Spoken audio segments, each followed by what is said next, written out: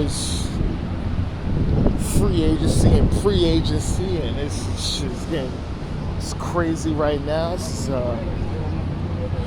man, I mean, we got NBA trades already, right? Colin Sexton is traded to the Charlotte Hornets for Jusuf Nurkic, and I'm like, whoa.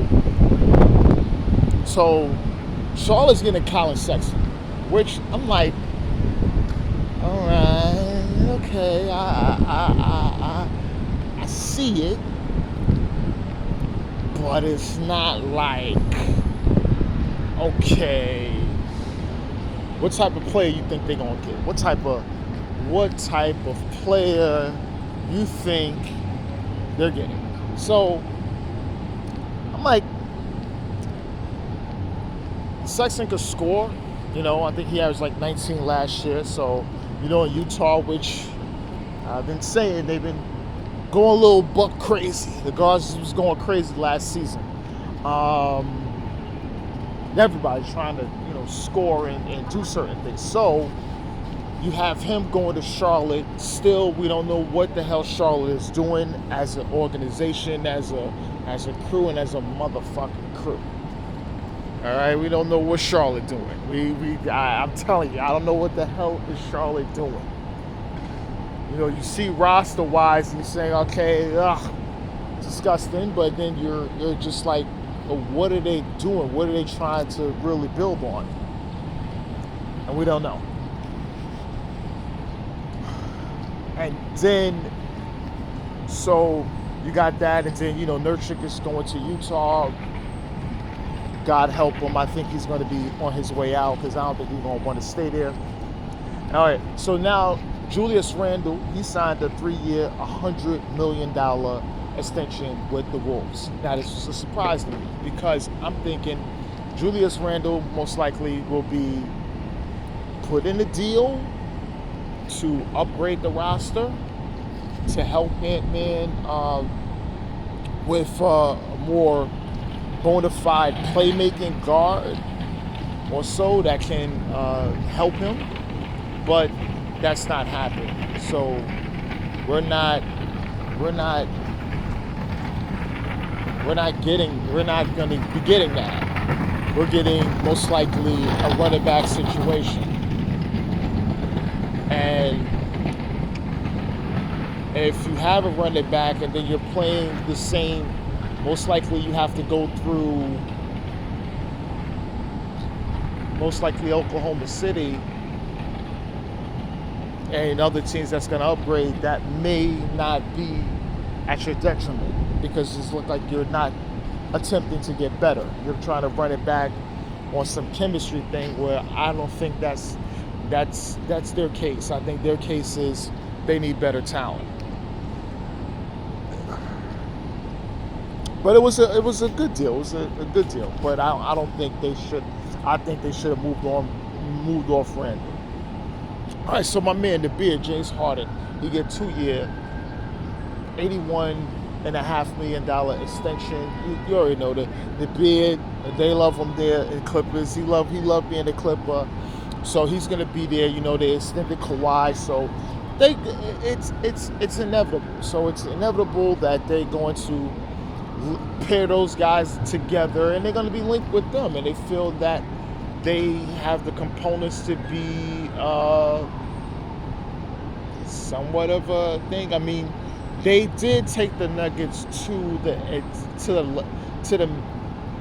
they did take the Nuggets to the limit, and maybe I think they feel that that's a plus for them, and if they get a little piece here and there, they can really run it back, and possibly, if they don't have to go through the Nuggets, could probably beat one of the other teams in the West. That's Clippers thinking. That's Clippers logic to me. I mean, James Harden does deserve that type of money. He was still an all-star. He's still, he's not the James Harden of old, but then he was always here to Game 7 crap, which is, I don't really think too much. I don't think too much into that because that's just a narrative that they do put out there, and for all types of reasons to have a talking point on shows. All right, Jabari Smith Jr., he gets a contract extension with the Houston Rockets for 5 years, $122 million. Concerned. Why? Because you made the deal for Durant, and now you got Jabari Smith Jr., who is a promising player. I don't think that number, the years, I understand because he's in it, but I think they should have gave him a 4 and out. But I mean, obviously, that's something, his agent is seeing, but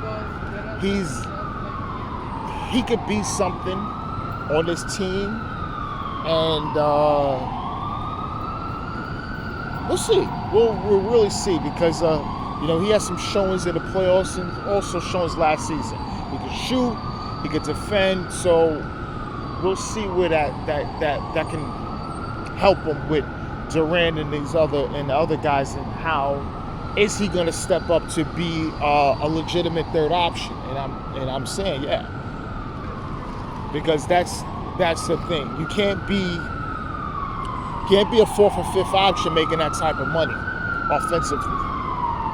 We're talking about yes, a third option. Meaning, I know Van Vliet has the ball. Şengün's your cornerstone, and Kevin Durant just came in, a superstar. So that's all I'm saying. That's why I was questionable about the deal. All right, DeAndre Ayton is going to get bought out by the Blazers. This is something expected, because he doesn't like it in Portland. He doesn't like playing with them. He has issues with Chauncey Billups.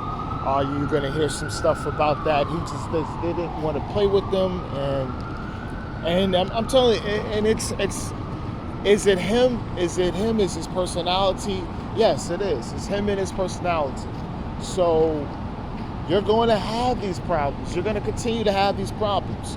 And I don't think the next team he goes to, oh my God, I'm hearing my Lakers, Jesus, he's going to have the same problem. Just problems with his attitude and certain things and what coaches expect for him. And then he's feel like he could just do whatever could get by. And he has the talent, but he should be in a better situation for himself.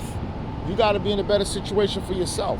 You can't just be doing whatever. You're not trying to get better on defense. You're not trying to read certain things and whatever like that. No, you want to get the ball and score. You want to set and pick to make sure you get the ball, and instead of getting the ball to where you set the pick for a better pass to someone else, or if there has to be a pick and pop for you, just shoot your jumper.